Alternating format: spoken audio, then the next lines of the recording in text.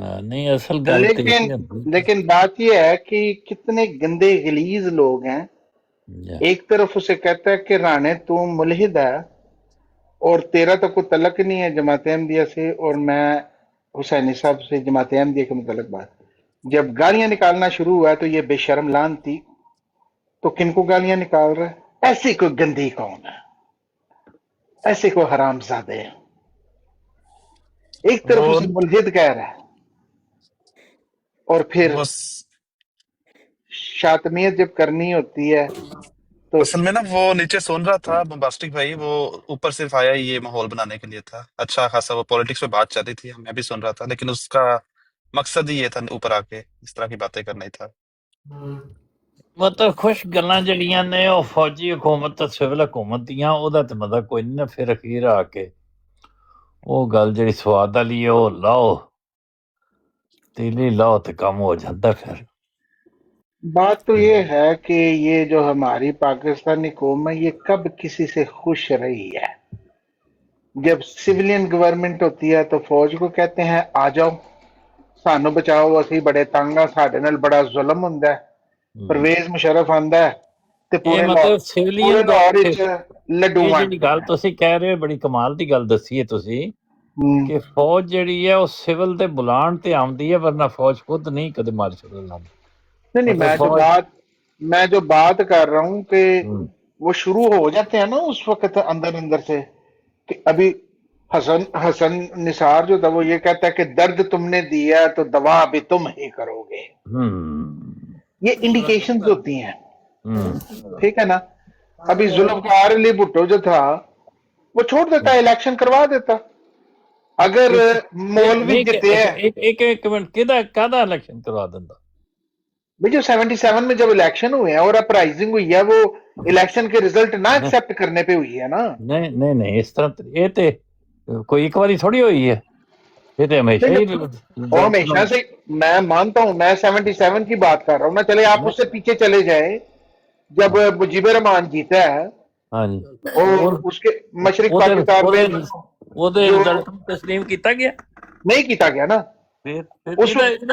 یہ کہنا کہ حسینی صاحب ذرا بلال صاحب نو چک لو، میرے کافی ٹائم وہ تو کہہ رہے ہیں الیکشن اگر کرا مائنڈ نہ دینا کرو تو. ہے، یار قوم ایک تو لوگوں یہ نے کہن چکنے دیتے. چکنے کا پتہ نہیں کیا ہے کہ فلانے نو چک یار لو وہ تو نیچے فلانے کرتے ہیں نا، اوپر بات کرنا چاہتے ہیں نا اپنا باسر وہ بھائی، تو چک لیں اب گے. نیچے حسینی صاحب کی نظر نہیں پڑتی نا، بات تو پھر یہ ہمیں ہے بتانا پڑتا ہے حسینی صاحب کو. بات تو یہ ہے نا حسینی صاحب کہ اس وقت ذوالفقار علی بھٹو کو کس نے مجبور کیا تھا کہ یہ نعرہ لگاؤ کہ ادھر تم ادھر ہم؟ نہیں بس اتنی گل ہوتا، یہ لفظ کہن دی وجہ نال پھر مشرقی پاکستان علیحدہ ہو گیا. نہیں، یہ وجہ عوامی لیگ جو تھی وہ سب سے بڑی پارٹی تھی، نہیں، اس میں کی وہی پہ میجورٹی کہنا تھی. عوامی لیگ پارٹی کی تے الیکشن کنے کرائے؟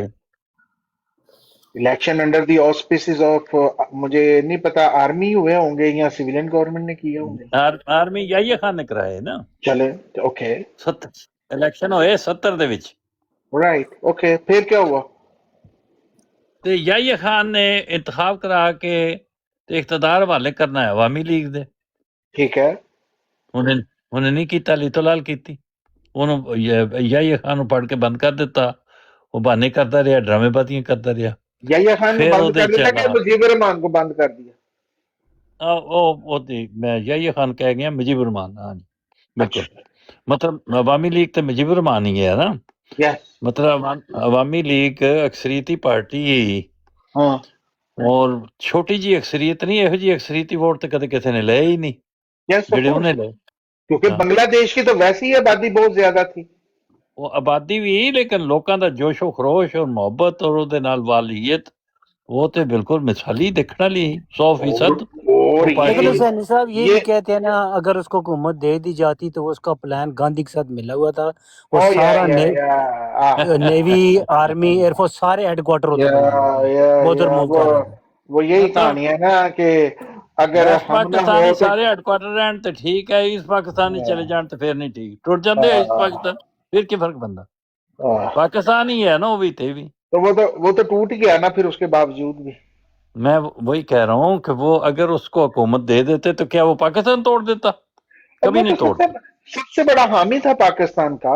وہ پاکستان کے टूटने को बचाने का सबसे बड़ी वजह होती वो, वजह कोई भी ना होती। टूटे। और वो कहता हाँ। था कि हम पाकिस्तानी हैं, पाकिस्तान हमेशा कायम रहेगा।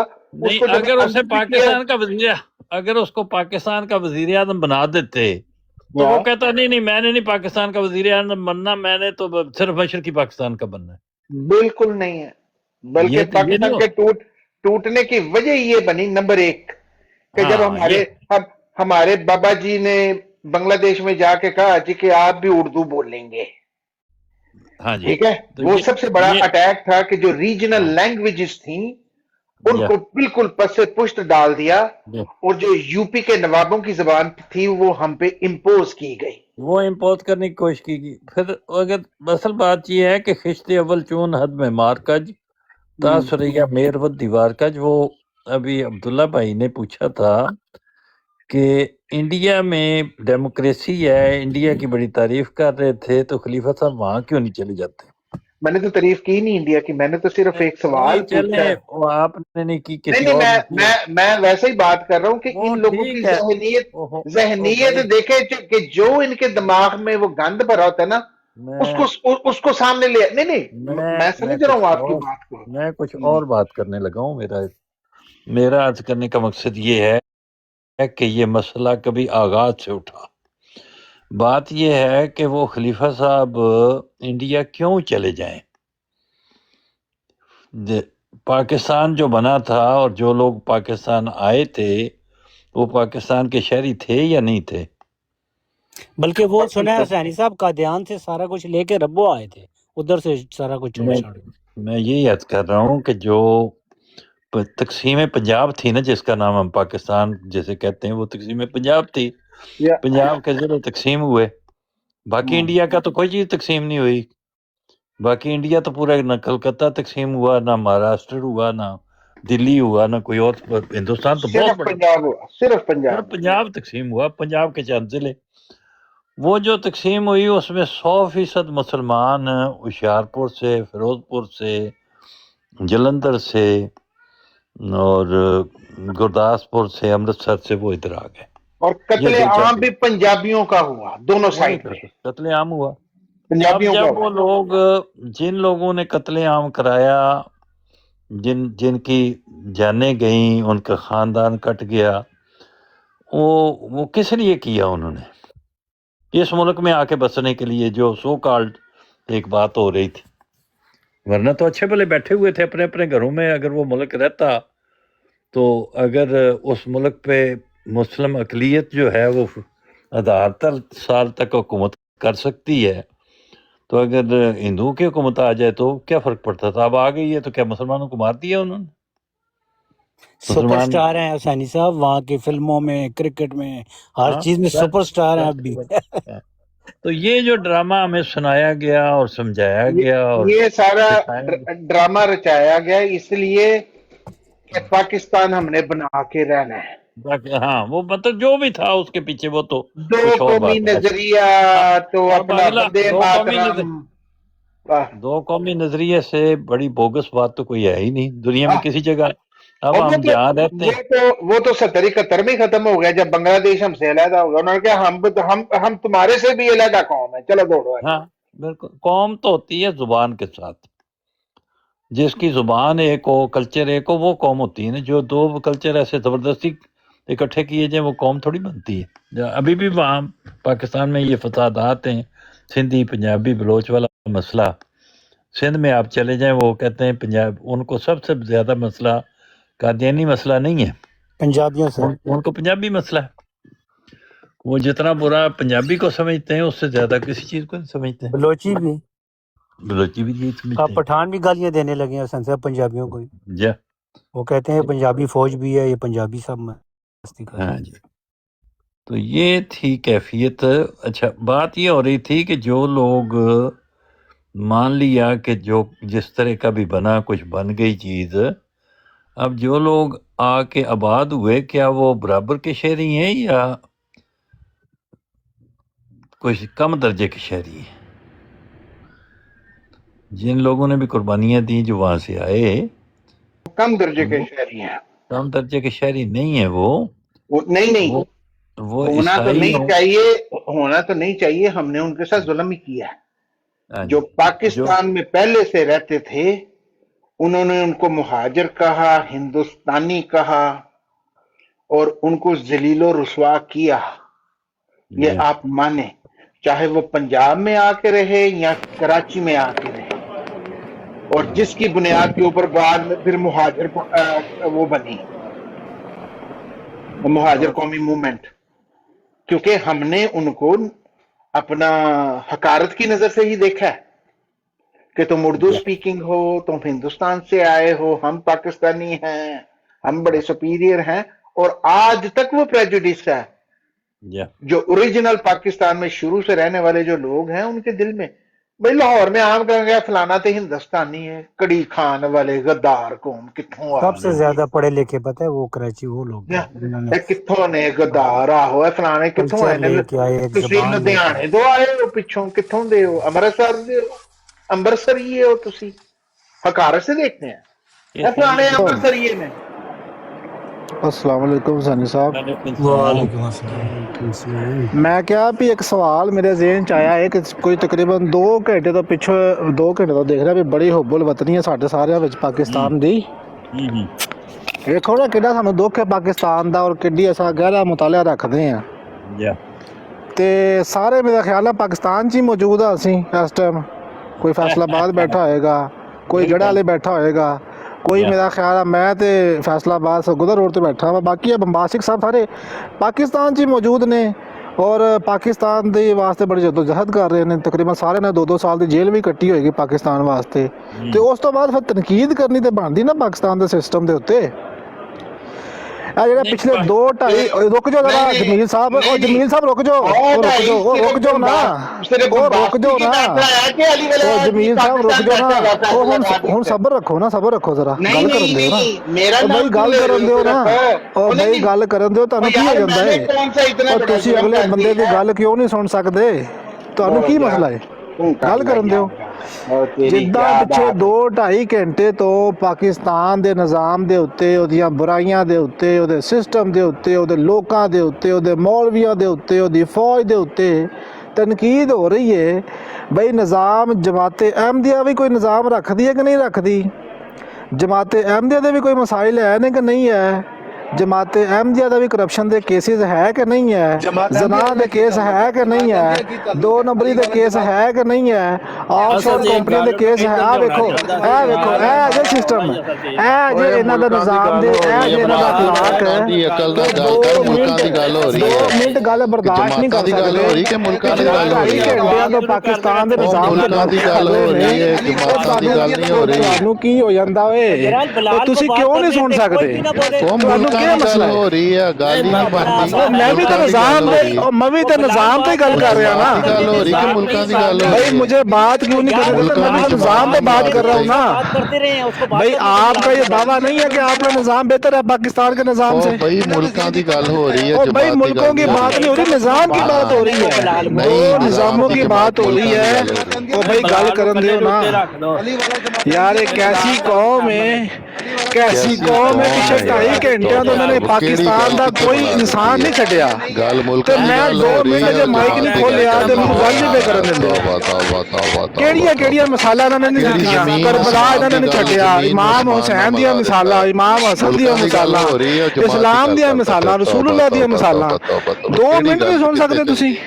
ਉਹ ਗੱਲ ਹੀ ਇਹ ਅਜੇ ਇਹਨਾਂ ਦੀ ਹੁਬੁਲ ਵਤਨੀ, ਇਹ ਸਿਰਫ ਪਾਕਿਸਤਾਨ ਤੇ ਬੋਲਣਾ ਜਾਣਦੇ ਨੇ। ਕੋਈ ਨਹੀਂ ਹੈਗੀ, ਇਹ ਸਿਰਫ ਪਾਕਿਸਤਾਨ ਦੇ ਨਿਜ਼ਾਮ ਦੇ ਉੱਤੇ ਬੋਲਣਾ ਜਾਣਦੇ ਨੇ। ਉਹ ਤੁਹਾਡੇ ਇਹਨਾਂ ਨੂੰ ਆਪਣੇ ਨਿਜ਼ਾਮ ਦੀ ਕੋਈ ਫਿਕਰ ਨਹੀਂ ਹੈ। ਡਾਕਟਰ ਇਸਰਾਰ ਕਦੀ ਇਹਨਾਂ ਦੇ ਮਲਾਸ਼ੀਆ ਵਿੱਚ ਕੋਈ ਇਹਨਾਂ ਦਾ ਨੈਸ਼ਨਲ ਅਮੂਰੇ ਆਮਾ ਦਾ ਸਦਰ ਫੜਿਆ ਜਾਂਦਾ ਹੈ, ਜ਼ਨਾ ਕਰਦਾ ਬੱਚੀਆਂ ਦੇ ਨਾਲ, ਔਰਤਾਂ ਦੇ ਨਾਲ, ਔਰ ਉਹਨਾਂ ਨੂੰ ਬਲੈਕਮੇਲ ਕਰਦਾ। ਇਹ ਰੀਸੈਂਟਲੀ ਇਹਨਾਂ ਦਾ ਵਾਕਿਆ ਸਵੀਡਨ ਦੇ ਵਿੱਚ ਹੋਇਆ ਹੈ।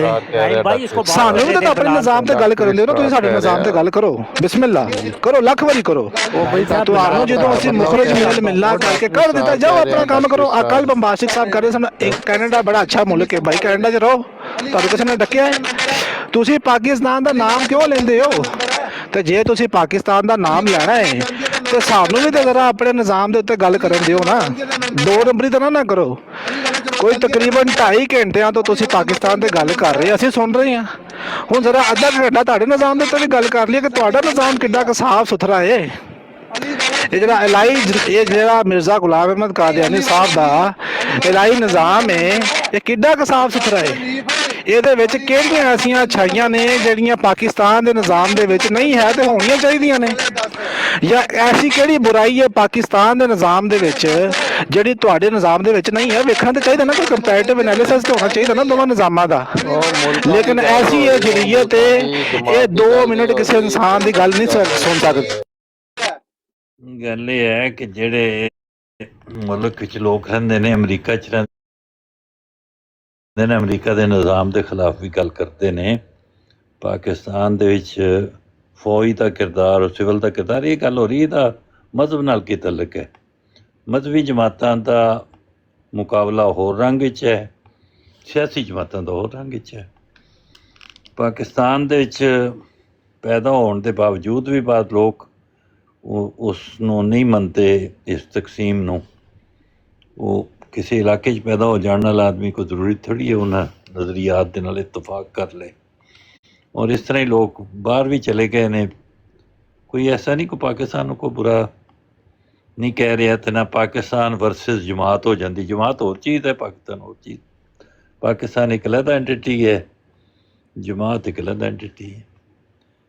ਜਮਾਤ ਦਾ ਅਗਰ ਮੁਕਾਬਲਾ ਕਰਾਉਣਾ ਹੈ ਤਾਂ ਕਸ਼ਮੀਰ ਇਸਲਾਮੀ ਜਮਾਤ ਨਾਲ ਕਰਾਓ, ਅਹਿਲੇ हदीस ਨਾਲ कराओ, अहले कुरान नाल कराओ, किसी और नाल। और अपने मुल्क की सैनी सब हम बात एक दूसरे की तनकीद तो कर सकते हैं ना, इसमें कोई ऐसी बात नहीं। मुल्क है ना, हमारा ही है ना, हम आपस में ही बैठे हैं सारे पाकिस्तानी, कोई इंडियन तो नहीं बैठा है उसको हम कह रहे हैं। लेकिन ये कि बिलाल को मौका देना चाहिए था, बीच में बोलना नहीं चाहिए था, उस बेचारे को पूरी बात करने देना। हाँ नहीं, वो पुरानी गल तो हुसैनी साहब ये वही गल है कि लामा साहब वाली कि उन्हें कहते हैं कि ना दिल होता है सुनाइए तकरीर करिए लेकिन अगले दी सुननी नहीं। बिल्कुल। ਪਿਛਲੇ 2-2.5 ਘੰਟੇ ਤੋਂ ਕਸ਼ਮੀਰੀ ਸਾਹਿਬ ਹਰ ਬੰਦਾ ਗੱਲ ਕਰ ਰਿਹਾ ਵੇ, ਅਸੀਂ ਸੁਣ ਰਹੇ ਹਾਂ। ਮੈਂ ਤੇ ਅੱਗੇ ਮਾਈਕ ਹੀ ਨਹੀਂ ਖੋਲਿਆ, ਮੈਂ ਪਹਿਲਾਂ ਵੀ ਬੈਠਾ ਰਿਹਾ, ਹਾਲਾਂਕਿ ਮੇਰਾ ਦਿਲ ਸੀ ਮੈਂ ਕੋਈ ਗੱਲ ਕਰਾਂ। मेरी एक गुजारिश है कि सबको उतार दें, बिलाल अलीफ को बात करने दें। इस तरह वो बात नहीं बेचारा कर सकेगा, उसको हक पहुंचता बात करने का। जी जी बिल्कुल। तो इस तरह से बात कोई नहीं करने देगा, उसको एक्सप्रेस करने दो, क्योंकि हम तो सारे मैं खासतौर पे मैं जलंधर पैदा हुआ हूँ, मैं इंडिया का हूँ, तो ये कल्ला पाकिस्तानी मुहिब वतन है, इसको इजाजत दे। मैं इस चीज को सपोर्ट करता हूँ कि उसको किसी ने नहीं बात करने देना बेचारे को। एक कल्ला पाकिस्तानी आते है, ਹੁਣ ਗੱਲ ਕਰਨ ਦਿਓ ਆਪਣੇ ਨਿਜ਼ਾਮ ਵਰਸਸ ਜਮਾਤ ਅਹਿਮਦੀਆ ਦੇ ਨਿਜ਼ਾਮ, ਦੋਨੋਂ ਹੱਕ ਪਹੁੰਚਦਾ। ਗੱਲ ਇਹ ਹੈ ਕਿ ਮੇਰਾ ਖਿਆਲ ਹੈ ਤੁਸੀਂ ਵੀ ਪਾਕਿਸਤਾਨ ਵਿੱਚ ਪੈਦਾ ਹੋਏ ਹੋ। ਮੈਂ ਸਿੱਖ ਨਹੀਂ, ਮੈਂ ਤਾਂ ਸੁਣਦਾ ਵੀ ਨਹੀਂ ਅਜੇ ਹੋਈਆਂ। ਅਗਰ ਤੁਸੀਂ ਸਿੱਖ ਵੀ ਹੋਵੋ ਤਾਂ ਵੀ ਪਾਕਿਸਤਾਨ ਵਿੱਚ ਪੈਦਾ ਹੋਏ ਹੋ ਤਾਂ ਪਾਕਿਸਤਾਨੀ, ਉਹਦੇ ਨਾਲ ਕੀ ਫਰਕ ਹੈ? जी नहीं देखो, जमील साहब श्रीलंका में पैदा हुए हैं। जमील साहब श्रीलंका में आंड्रे पांड्रे पार्किंग टिकट है। मैं कोलंबो श्रीलंका में पैदा हुए हैं। मोहम्मद अली साहब मैनू ऐ दसो, ਤੁਹਾਡੀ ਚੱਡੀ ਬੇਸਬਰੀ ਕਿਹੜੀ है? अपना अगर बिलाल जो है वो बात कर रहा है, उन्हें गाल तो कोई नहीं कटी, आपने उसे बोलने क्या ਤੁਸੀਂ ਵਿੱਚ ਬੋਲੀ ਜਾਂਦੇ ਅਲੀ ਵਾਲਾ ਅਲੀ ਵਾਲਾ ਅਲੀ। हाँ मैं अपनी गल पूरी कर लो, तुसी बोल लेना। नहीं उसको अपनी बात पूरी करने दे, आपको क्यों बोलने की बराबर है, मैं भी करने दे, कोई बात। अच्छा लो जी बिलाल साहब ਤੁਸੀਂ ਬੋਲੋ ਤੇ ਤੁਸੀਂ ਦੋਵੇਂ ਪੈਰਲਲ ਬੋਲੋ ਤਾਂ ਕਿ ਸਾਨੂੰ ਕਿਸੇ ਦੀ ਗੱਲ ਦੀ ਸਮਝ ਨਾ ਆਏ। जज़ाकल्लाह। बिलाल ने म्यूट लाया, बिलाल 2 मिनट वेट कर लेगा, कोई गल नहीं। अच्छा हुसैनी साहब बात है, तू भी बोलना शुरू कर दे। हाँ ठीक है। अच्छा हुसैनी साहब गल ये है कि जमील साहब और अली वाला साहब एक ही गल कर रहे सन कि फौज जिहड़ी है वो काबज रही है, ठीक है। ਇਹਦੇ ਵਿੱਚ ਜਮਾਤ ਅਹਿਮਦੀਆ ਦਾ ਔਰ ਪਾਕਿਸਤਾਨ ਨਿਜ਼ਾਮ ਦਾ ਕੀ ਇਹਦੇ ਤਕਾਬਲ ਹੈ? ਕੋਈ ਕੁਛ ਵੀ ਨਹੀਂ, ਕੋਈ ਤਾਲੁਕ ਹੀ ਨਹੀਂ ਜਮਾਤ ਅਹਿਮਦੀਆ ਉਹਦਾ। ਹੁਣ ਬਿਲਾਲ ਸਾਹਿਬ ਤੁਸੀਂ ਕਰਨੀ ਤੇ ਕਰ ਲਓ।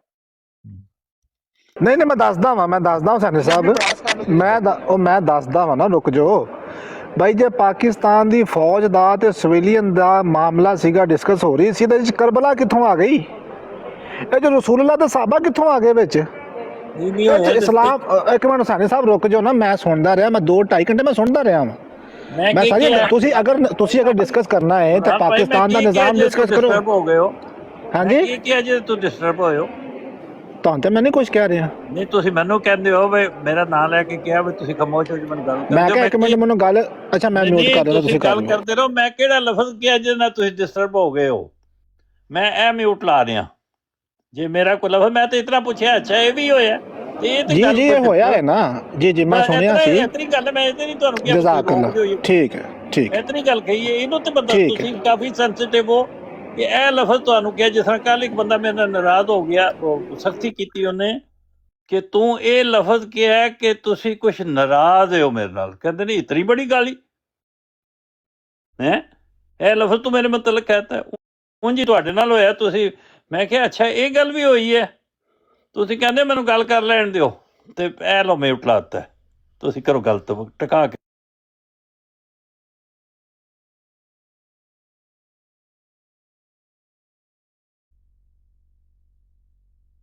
बिलाल राजा साहब आप बात करें।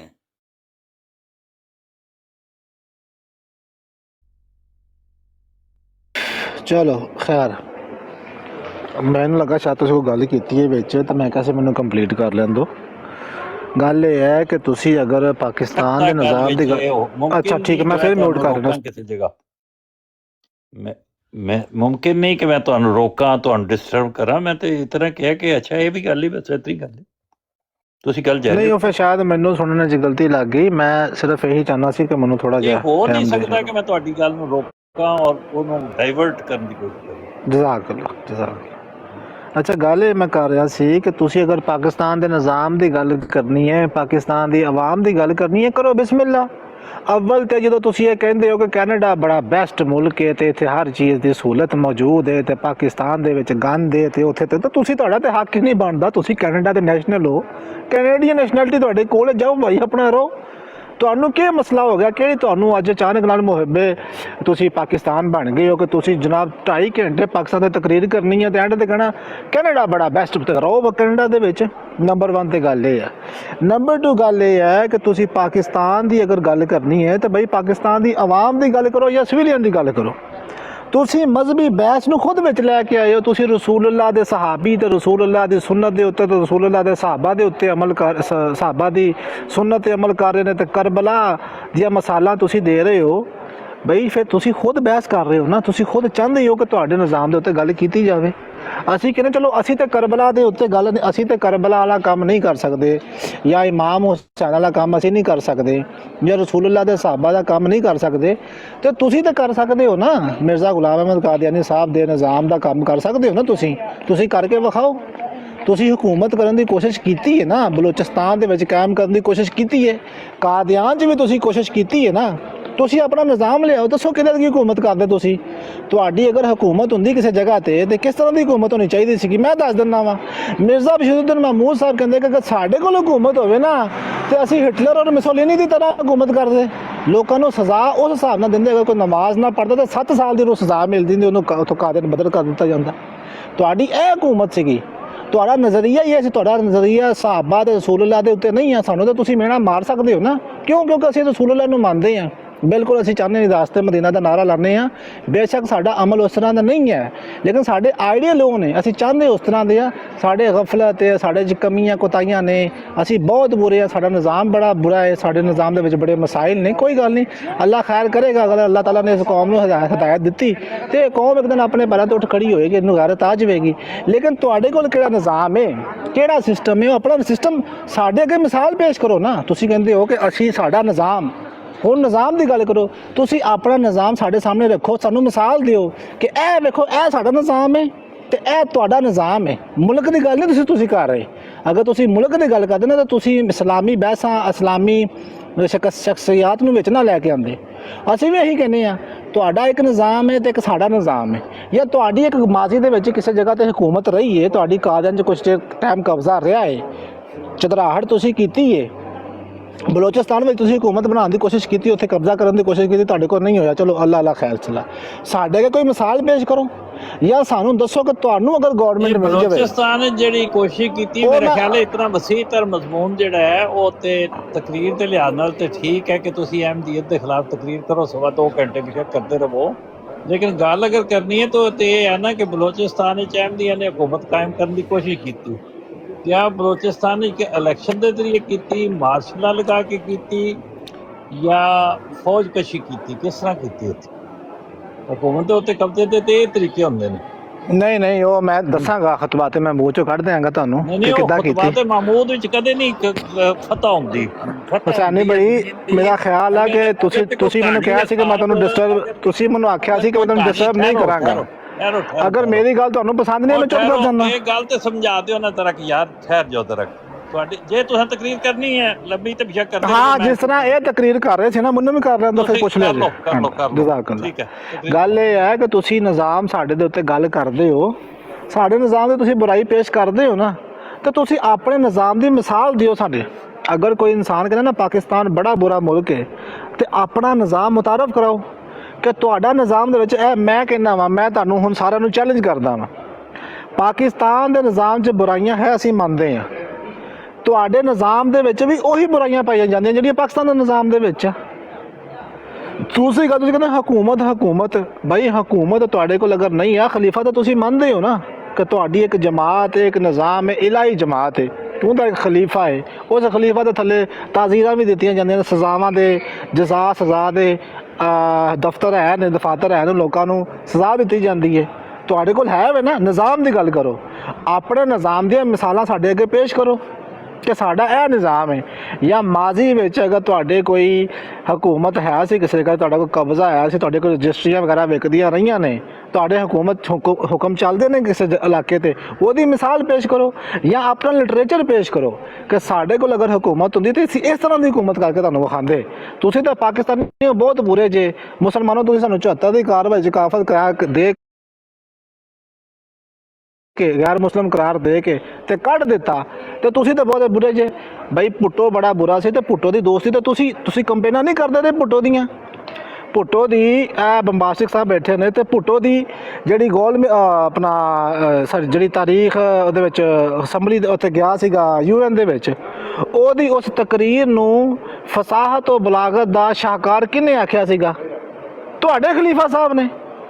ਭੁੱਟੋ ਦੇ ਨਾਲ ਦੋਸਤੀ ਕਿਹਦੀ ਸੀਗੀ? ਤੁਹਾਡੇ ਖਲੀਫਾ ਸਾਹਿਬ ਦੀ। ਕੰਪੇਨਾਂ ਕੌਣ ਕਰਦਾ ਰਿਹਾ? ਤੁਹਾਡੇ ਖਲੀਫਾ ਸਾਹਿਬ। 74 77 ਦੀ ਕਾਰਵਾਈ ਦੀਆਂ ਟਿਕਟਾਂ ਕੌਣ ਵੰਡਦਾ ਰਿਹਾ ਹੈ? ਤੁਹਾਡੇ ਖਲੀਫਾ ਸਾਹਿਬ। ਮਿਰਜ਼ਾ ਤਾਹਿਰ ਅਹਿਮਦ ਸਾਹਿਬ ਦੀ ਦੋਸਤੀ ਸੀਗੀ। ਜਦੋਂ ਉਹਨਾਂ ਤੁਹਾਨੂੰ ਗੈਰ ਮੁਸਲਿਮ ਕਰਾਰ ਦੇ ਦਿੱਤਾ ਉਹ ਬੁਰੇ ਹੋ ਗਏ। ਅਗਰ ਤੁਸੀਂ ਚਾਹੁੰਦੇ ਹੋ ਕਿ ਪਾਕਿਸਤਾਨ ਦੇ ਉੱਤੇ ਤੁਸੀਂ ਗੱਲ ਕਰਨੀ ਹੈ ਤੇ ਫਿਰ ਸਾਨੂੰ ਇਜਾਜ਼ਤ ਦਿਓ। ਇਹ ਨਹੀਂ ਹੋ ਸਕਦਾ ਕਿ ਤੁਸੀਂ ਦਿਨ ਰਾਤ ਪਾਕਿਸਤਾਨ ਤੇ ਗਾਲਾਂ ਕੱਢੋ, ਇਮਾਮ ਹੁਸੈਨ ਦੀਆਂ, ਇਮਾਮ ਹਸਨ ਦੀਆਂ ਮਿਸਾਲਾਂ ਦੇ ਕੇ ਤੇ ਰਸੂਲੁੱਲਾਹ ਦੀਆਂ ਤੇ ਸਹਾਬਾ ਦੀਆਂ ਮਿਸਾਲਾਂ ਦੇ ਕੇ ਤੇ ਪਾਕਿਸਤਾਨ ਦੇ ਬਾਰੇ 'ਚ ਬਕਵਾਸ ਕਰੋ, ਤੇ ਫਿਰ ਜਦੋਂ ਅਸੀਂ ਤੁਹਾਡੇ ਨਿਜ਼ਾਮ ਦੇ ਉੱਤੇ ਗੱਲ ਕਰੀਏ ਤੁਹਾਨੂੰ ਗੁੱਸਾ ਚੜ੍ਹ ਜੇ। ਨਹੀਂ ਇਹ ਤਾਂ ਮੁਲਕੋਂ ਕੀ ਬਾਤ ਹੋ ਰਹੀ ਹੈ। ਫਿਰ ਮੁਲਕਾਂ ਦੀ ਗੱਲ ਕਰੋ ਨਾ। ਕਰਬਲਾ ਵਿੱਚੋਂ ਕਿੱਥੋਂ ਆ ਗਈ ਤੇ ਰਸੂਲੁੱਲਾਹ ਦੀ ਗੱਲ ਵਿੱਚੋਂ ਕਿੱਥੋਂ ਆ ਗਈ ਤੇ ਉਹਨਾਂ ਦੇ ਸਹਾਬਾ ਦੀ ਗੱਲ ਕਿੱਥੋਂ ਆ ਗਈ? ਜਿਹੜਾ ਬੁਰਾ ਅਮਲ ਹੁੰਦਾ ਵਾ ਤੁਸੀਂ ਗਾਲ ਕੱਢਦੇ ਹੋ, ਇਹ ਅਮਲ ਰਸੂਲੁੱਲਾਹ के सहाबा की तरह है, ये करबला के नक्शे कदम पे चल रहे हैं। शर्म नहीं आती? फिर ਅਸੀਂ ਤੁਹਾਨੂੰ ਕਿਉਂ ਨਾ ਜਵਾਬ ਦਈਏ? ਅਗਰ ਤੁਸੀਂ ਦੂਸਰੇ ਇਨਸਾਨ ਨੂੰ ਬੁਲੀ ਕਰਦੇ ਹੋ ਔਰ ਆਪਣੇ ਨੂੰ ਹੁਸ਼ਿਆਰੀ ਇਹ ਕਰਦੇ ਕਿ ਅਸੀਂ ਪਾਕਿਸਤਾਨ ਦੀ ਗੱਲ ਕਰ ਰਹੇ ਹਾਂ, ਤੇ ਫਿਰ ਭਾਈ ਜਾਨ ਸਾਡੇ ਵੱਲੋਂ ਵੀ ਇਹ ਜਵਾਬ ਲੈਣ ਦੀ ਕੋਸ਼ਿਸ਼ ਕਰੋ ਨਾ।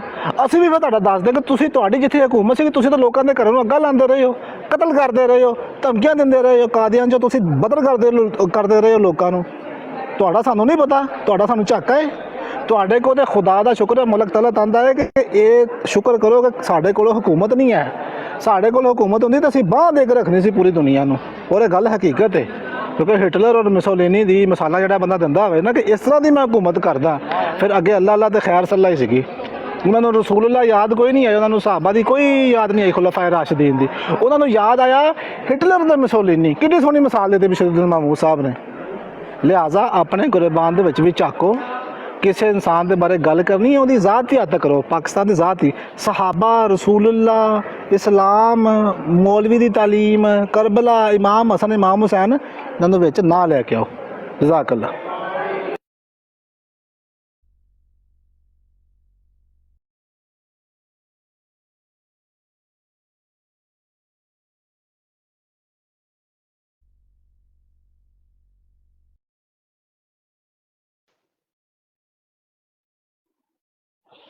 ਅਸੀਂ ਸਿੱਧੀ ਪੰਜਾਬੀ ਬਲੋਚ ਪੱਠੇ, ਅਸੀਂ ਪੁੱਤ ਪੰਜਾਬ ਦੇ ਪਾਣੀਆਂ ਦੇ।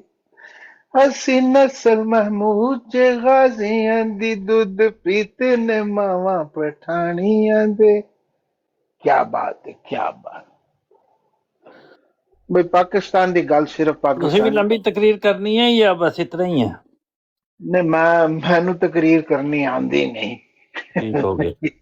ਗੱਲ ਇਹ ਹੁੰਦੀ ਹੈ ਕਿ ਗੁਫ਼ਤਗੂ ਤੇ ਮਿਕਸ ਹੁੰਦੀ ਹੈ ਕਿ ਇੱਕ ਅੱਧਾ ਕੋਈ ਸਵਾਲ ਉਠਾਇਆ ਤੇ ਫਿਰ ਅਗਲੇ ਤੂੰ ਤੋਕੂ ਕੀਤੀ ਕਿ ਉਹਦਾ ਉਹ ਜਵਾਬ ਦੇ ਦੇ, ਤੇ ਜਿਹੜਾ ਆਪਣੇ ਅੰਦਰ ਦੀ ਗੁੱਸੇ ਕੱਢਣ ਵਾਸਤੇ ਆਦਮੀ ਮਿਨ ਜੁਮਲਾ 10-15 ਇਤਰਾਜ਼ ਲੈ ਲੈ, ਫਿਰ ਉਹਨਾਂ ਨੂੰ ਦੁਹਰਾਉਂਦਾ ਵੀ ਰਵੇ, ਇੱਕੋ ਹੀ ਗੱਲ ਨੂੰ 5-6 ਵਾਰੀ ਬਿਆਨ ਕਰੇ, ਫਿਰ ਬਿਆਨ ਕਰੇ, ਤੇ ਉਹ ਕੋਈ ਮਜਲਿਸ ਨਹੀਂ ਬਣਦੀ, ਨਾ ਕੋਈ ਗੁਫ਼ਤਗੂ ਬਣਦੀ, ਉਹ ਕੋਈ ਸੈਂਸ ਨਹੀਂ ਹੈ ਉਹਦਾ। ਲੇਕਿਨ ਬਹਰਹਾਲ ਚੂੰਕਿ ਉਹ ਕਹਿੰਦੇ ਕਿ ਮੈਨੂੰ ਪੂਰਾ ਟਾਈਮ ਨਹੀਂ ਦਿੱਤਾ, ਤੇ ਜਦੋਂ ਉਹਨਾਂ ਨੇ ਖੁਦ ਬੰਦ ਕੀਤਾ ਹੈ ਤੇ ਫਿਰ ਮੈਂ ਉਹਨਾਂ ਨੂੰ ਖ਼ਤਮ ਕੀਤਾ। ਤੁਹਾਨੂੰ ਚਾਹਿਆ ਕਿ ਅਗਰ ਤੁਸੀਂ ਵੀ ਤਕਰੀਰ ਕਰਨੀ ਹੈ ਤੇ ਕਰ ਲਓ। ਵੈਸੇ ਮੈਂ ਰਿਕਮੈਂਡ ਨਹੀਂ ਕਰਦਾ ਕਿ ਕੋਈ ਤਕਰੀਰ ਕੀਤੀ ਜਾਏ। ਜਦੋਂ ਤੁਸੀਂ ਗੱਲ ਕਰ ਰਹੇ ਹੋ ਮਿਕਸ ਉਹਦੇ 'ਚ ਆ, ਗੈਰ ਅਹਿਮਦੀ ਵੀ ਪਾਕਿਸਤਾਨੀ ਹੈ, ਤੁਸੀਂ ਵੀ ਪਾਕਿਸਤਾਨੀ ਹੋ, ਇਸ ਇਤਬਾਰ ਨਾਲ ਕਿ ਤੁਸੀਂ ਉੱਥੇ ਪੈਦਾ ਹੋਏ ਹੋ ਤੇ ਉੱਥੇ ਦੀ ਨਿਜ਼ਾਮ ਦੀ ਪਤਾ ਨਹੀਂ ਕਿਉਂ ਗੱਲ ਛੇੜ। ਮੈਂ ਤਾਂ ਉਹਦੀ ਪਾਰਟੀਸਪੇਟ ਨਹੀਂ ਕੀਤਾ, ਮੈਂ ਤਾਂ ਸੁਣਦਾ ਹੀ ਰਿਹਾ। ਮੈਂ ਅਖੀਰ ਤੇ ਆ ਕੇ ਤੁਹਾਨੂੰ ਪੁੱਛਿਆ ਵੀ ਇਹ ਉਹ ਕੋਈ ਤਸਵੀਰਾਂ ਬਣਾਉਣ ਦੀ ਗੱਲ ਕਰ ਰਹੇ ਵੀ ਫਲਾਣਿਆਂ ਦੀਆਂ ਤਸਵੀਰਾਂ ਬਣਾਈਆਂ। ਮੈਂ ਆਖਿਆ ਉਹ ਇਸ ਵਾਸਤੇ ਬਣਾਈਆਂ ਨੇ ਕਿ ਕੈਮਰਾ ਆ ਗਿਆ ਨਾ, ਤੇ कैमरे का भी तो आखिर इस्तेमाल करना है कि नहीं? नहीं, वो बात शुरू की थी अली वाला ने कि पाकिस्तान वो आप जो दोनों फौज है ना, पाकिस्तान की फौज ने पाकिस्तान को फ्लोरिश नहीं करने दिया ठीक है, वो इसमें और पैदा होते हैं।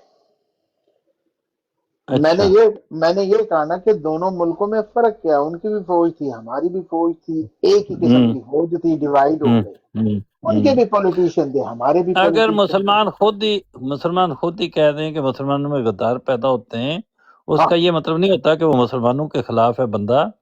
उसका मतलब एक दर्द का इजहार होता है कि यार हमारे लोग भी अगर मुखलिस होते और हम तरक्की करते, वो अपनी तरक्की के लिए इस तरह का लफ्ज़ कभी कह देते हैं। उसका ये मतलब कोई इस्लाम दुश्मनी नहीं होता। ठीक है, एक अंदाज है बात कहने का। भाई कोई बात ऐसी तो बात ये नहीं। है, ठीक। बात तो ये है कि वो दुश्मनी है कि मैं मरजाई हूँ कादियान में, मैं नहीं पाकिस्तान ठीक ये बातें नहीं, दो शक्लें हैं। एक तो मैंने आपको कहा था कि आप जब हम यहाँ बात कर रहे होते हैं, अभी वो भी कह रहे थे हसन वड़ाई साहब जज्जा साहब को कि तुम अगर मैं तुम्हारे खिलाफ केस करूंगा 295C का। अब वो अफजल फडाइश साहब रहते हैं वाशिंगटन डीसी में, और जो जज्जा साहब हैं वो रहते हैं फ्रैंकफर्ट में या जो भी है जर्मनी की किसी जगह में। तो ना तो 295C वाशिंगटन डीसी का कानून है और ना ही वो जर्मनी का कानून है। ये वो मौका है जिस वक्त मैं कहता हूँ कि भाई खुदा खौफी करो, ना तुम पाकिस्तानी हो ना तुम पाकिस्तानी हो। अब तुम्हारी पोजीशन ये है, तुम्हारे ऊपर वो कानून नाफिज नहीं है, अब तुम किसी और हदूद में रह रहे हो। इस वक्त ये मुनासिब नहीं है ये बातें करना। अगर आप पाकिस्तान में मौजूद हैं, दोनों वहाँ ही रह रहे हैं, फिर बेशक इस तरह के थ्रेट देते रहो तो ठीक है, बड़ी अच्छी बात। लेकिन उसके लिए इनवाइट करो कि तुम यहाँ से जहाँ रह रहे हो तो चलो पाकिस्तान आ जाओ तो मैं तुम्हारे ऊपर केस करूंगा। ये असल में बात ये है, असल में ये बात है ना कि ये पाकिस्तान में थे गुंडे और तलंगे। इसका कोई तल्लुक नहीं है इस बात का। नहीं, मेरी बात मुकम्मल है। ये स्ट्रीट के बदमाश थे, गुंडे थे, तलंगे थे, लोगों को हरास करने वाले। By the stroke of luck या डंकी के जरिए ये पहुंच गए अमेरिका, और आज हमारे वाटर साहब भी बड़े नाराज हुए और गर्म थे, इन्होंने गालियां दी अलामा साहब। सैनी साहब, मेरा 2 दिन से टाइम बड़ा खराब चल रहा है। हाँ, बड़ा खराब चल रहा था। तेरा टाइम चंगा की दोषी है भी थी बड़ी आपको। जब मैं आपसे दूर था मेरा टाइम बहुत अच्छा था, जब से बम्बास्टिक के करीब हुए हैं टाइम खराब हो गया। तो दूर ही रहा, पर मैं तो तेरे को कभी नहीं गया, ना मेरी कोई ख्वाहिश है। ਹੁਣ ਤੈਨੂੰ ਪਤਾ ਸੀ ਮੈਂ ਉੱਤੇ ਵਾਦੇ ਕਰ अल्लाह की तरफ से ही मुलाकात ही इस ब्रॉड पे हो जाती है। अल्लाह माफ करे, मैं बड़ा परेशान हूँ इसके मुताल्लिक। नहीं, इन्होंने जो अलामा साहब को गालियां दी वो ਬੇਵਜ੍ਹਾ ਸੈਣੀ ਸਾਹਿਬ ਹਾਂ ਇੱਕ ਗੱਲ ਦੀ ਕਲੈਰੀਫਿਕੇਸ਼ਨ ਦੇ ਦਿਆਂ ਕਿ ਜੀ ਜਿਸ ਟਾਈਮ ਮੇਰੀ ਤੇ ਬੰਬਾਸਕ ਸਾਹਿਬ ਦੀ ਗੱਲ ਹੋ ਰਹੀ ਹੈ ਨਾ, ਜੀ ਤੇ ਅਸੀਂ ਦੋਏ ਇੱਕ ਦੂਜੇ ਨੂੰ ਜਵਾਬ ਦੇ ਰਿਹਾ ਹੈ, ਤੇ ਮੈਂ ਕਿਹਾ ਹੈ ਕਿ ਮੇਰੀ ਸਵਾਰੀ ਆ ਗਈ ਹੈ ਤੇ ਮੈਂ ਕੁਝ ਚਿਰ ਮਿਊਟ ਲਾ ਲਗਾ ਤੇ ਤੁਸੀਂ ਹੂੰ ਗੱਲ ਕਰੋ। ਠੀਕ ਹੈ ਬੰਬਾਸਕ ਸਾਹਿਬ ਤੇ ਰੇਲ ਸਾਹਿਬ ਗੱਲ ਕਰ ਰਹੇ ਸਨ, ਤੇ ਬੰਬਾਸਕ ਸਾਹਿਬ ਪਰ ਤੇ ਜਜ਼ਬਾਤ ਜਿਹੜੇ ਨੇ ਉਹ ਆਪਣੇ ਜਜ਼ਬਾਤ ਤੇ ਕਾਬੂ ਨਹੀਂ ਰੱਖ ਸਕੇ। ਇਹਨਾਂ ਹੂੰ ਕਰਬਲਾ ਦੀ ਵੀ ਗੱਲ ਕੀਤੀ ਏ, ਇਹਨਾਂ ਅੱਛਾ ਮੌਲਵੀਆਂ ਦੀ ਵੀ ਕੀਤੀ ਏ। ਅੱਛਾ ਇਹਨਾਂ ਨੇ ਕਿਹਾ ਕਿ ਮੌਲਵੀ ਵੀ ਗੰਦੇ ਨੇ। ਅਗੂ ਹੂੰ ਇਵਨ ਦੈਨ ਕਿ ਕਸ਼ਮੀਰੀ ਸਾਹਿਬ ਨੇ ਇੱਥੋਂ ਤੱਕ ਕਿਹਾ ਹੈ, ਉਸੇ ਹੂੰ ਗੱਲ ਦੇ ਮਤਲਬ ਅੱਗੇ ਵਧਾਉਂਦੇ ਆ ਕਿ ਹੂੰ ਬੰਬਾਸਕ ਸਾਹਿਬ ਇਹ ਆਪ ਜਾਂਦੇ ਨੇ ਸਾਰੇ, ਤੇ ਹੂੰ ਮੌਲਾਨਾ ਵੀ ਕਾਣਾ ਹੈ, ਸ਼ਬਾਸ਼ ਜੀ ਵੀ ਕਾਣਾ ਹੈ, ਸਾਰਾ ਕਾਣਾ ਹੈ। ਤੇ ਉਹ ਗੱਲ ਹੂੰ ਜਿਹੜੀ ਹੈ ਹੋਈ ਹੈ, ਬਿਲਕੁਲ ਅੱਛਾ ਹੋਈ ਹੋਈ ਹੈ। ਹੋਣੀ ਮੈਂ ਨਹੀਂ ਜੀ ਜੀ, ਸੁਣੀ ਠੀਕ ਹੈ ਤੇ ਤਫਸੀਲਨ ਹੋਈ ਹੈ, ਕੋਈ ਥੋੜੀ ਜੀ ਨਹੀਂ ਹੋਈ, ठीक ਤਫਸੀਲਨ ठीक है ਹੋਈ है। वो ठीक कह रहे बात हो ये थी हम्म, कि मैंने कहा था कि ये इल्जाम जो देते हैं फौज को, फौज जो है वो किसी और मुल्क से आती है। फिर मैंने कहा कि जो किक्कर और नीम का दरख्त होता है उसके ऊपर कोई मिठे चौंसे लगते ने और ते तरकोने ही उगने ने कोड़े। तो अगर जो फौज इतनी बदतमीज है या गद्दार है वतन की, चाहे फौज हो और चाहे पॉलिटिशियन हो, वो निकलते उसी कौम में से ही हैं। तो कौम में हैसुल कौम हम गद्दार हैं और नलायक हैं। ठीक है, मैं तो फौज की हुकूमत में बिलीव करता हूँ। मैं तुम तो तुम बहुत तुम थैंकफुल हूँ। जनरल बलीव ज़ियाउल हक का दौर भी मैंने देखा हुआ है, और ही that was the best time in my life. और चाहे वो अहमदियों का दुश्मन था, लेकिन उसका दौर जो था ना, सबसे ज़्यादा मेरी ज़िंदगी का पुरअमन तरीन दौर था, कीमतों के लिहाज से भी, अमन के लिहाज से भी। साहब ਇਹ ਜੇ ਸਿਵਿਲੀਅਨ ਜਿਹੜਾ ਕਿ ਫੌਜੀ ਹਕੂਮਤ, ਹੁਣ ਤੁਸੀਂ ਇਹਦਾ ਕੀ ਕਰੋਗੇ? ਹਰ ਇੱਕ ਦਾ ਆਪਣਾ ਆਪਣਾ ਪੁਆਇੰਟ ਆਫ ਵਿਊ ਹੈ, ਕੋਈ ਵੀ ਰੱਖ ਸਕਦਾ ਹੈ ਜਿਹਨੂੰ अगर ਕੋਈ वो ਪਸੰਦ हमारे ਕਰਦਾ। हरदर साहब के खिलाफ ना होता और उनको वहाँ से हिजरत ना करनी पड़ती, तो मैं बहुत शुक्रगुजार था कि ही वॉज ए वेरी मतलब कि कंसिडरेट अबाउट पाकिस्तानी कौम। और हमारे साथ वाले मुल्क में इतनी बड़ी जंग हुई और इतना बड़ा जिहाद हुआ, लेकिन पाकिस्तान पर कोई असर नहीं उसने आने दिया।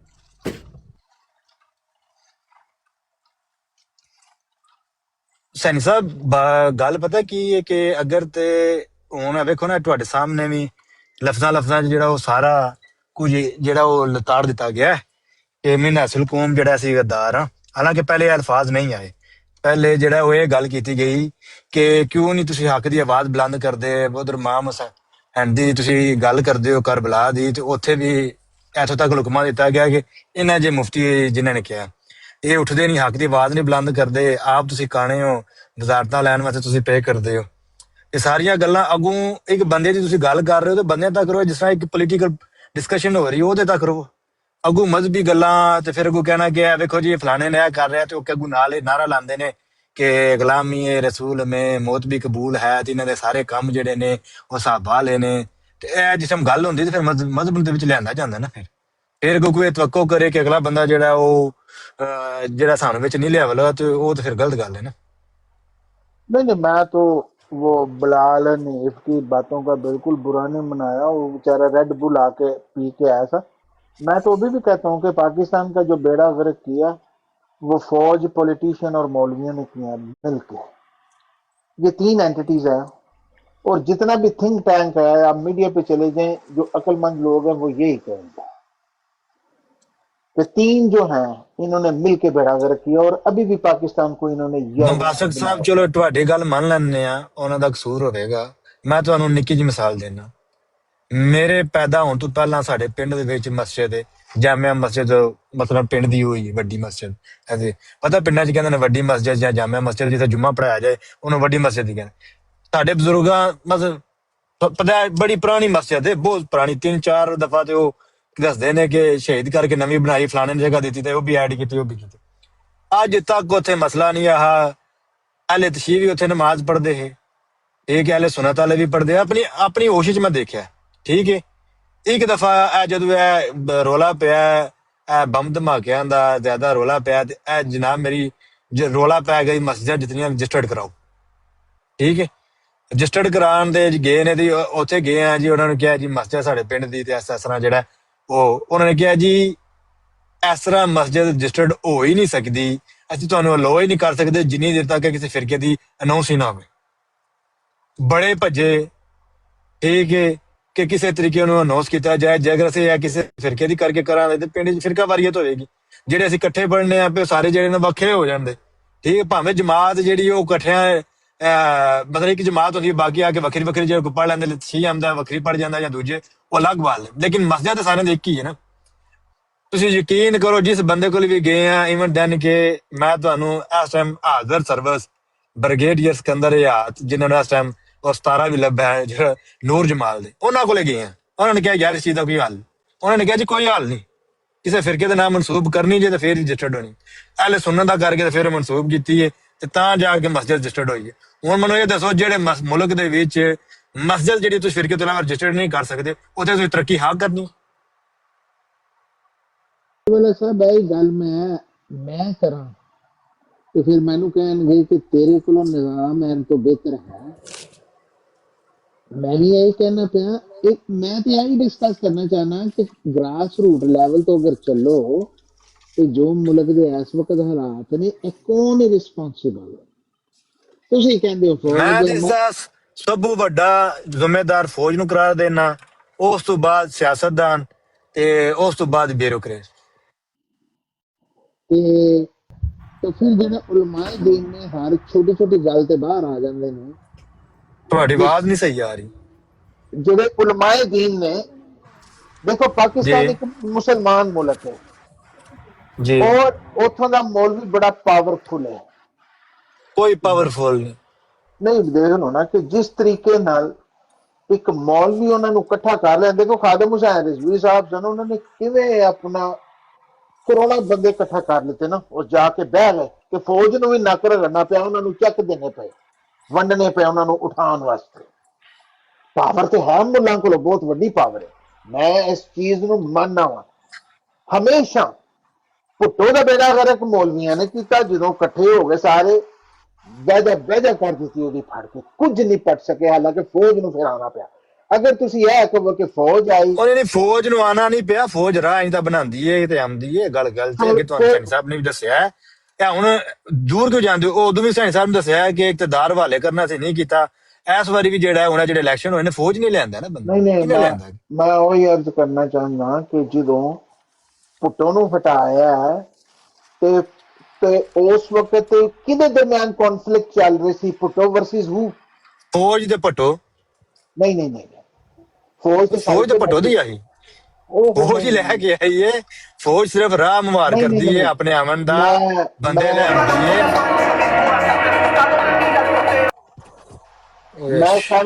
मैं 77 के इलेक्शन के बाद की बात कर रहा हूं। जब 77 के इलेक्शन हुए हैं, उन इलेक्शन को धांधली माना गया था और एक्सेप्ट नहीं किया गया रिजल्ट का। किन्ने इख्तियार देना सी? यार कौन विच सोशलाइजिंग इंपॉर्टेंट है। हाँ जी, वो जो इलेक्शन है वो फौज ने नहीं करवाए थे, वो जुल्फकार किसने करवाए? सिविलियन गवर्नमेंट, जुल्फकार अली भुट्टो ने। He was the prime minister. 5 साल बाद जी, 5 साल बाद मैं क्या वो भुट्टो ने करवाया सन इलेक्शन या फौज ने? भुट्टो ने जी, भुट्टो ने करवाए इलेक्शन। भुट्टो ने किहदे करवाए? भुट्टो जेड़ा इलेक्शन कमीशन है पाकिस्तान च, वो करांदा है। फौज ने की कराना है? उत्ते जेड़ा कोई सिटिंग गवर्नमेंट है उत्थे हुंदी है, उत्थे प्रोसीजर बने हैं कि इलेक्शन। और सिटिंग गवर्नमेंट किसकी थी? Who was the prime minister of Pakistan? अपना भुट्टो जी अली वाला साहब। तो सैनी साहब हुण कल दी गल गुजरी है, सियासी पार्टियां पेट मार गईयां ने कि Sikandar Sultan Mirza chief election commission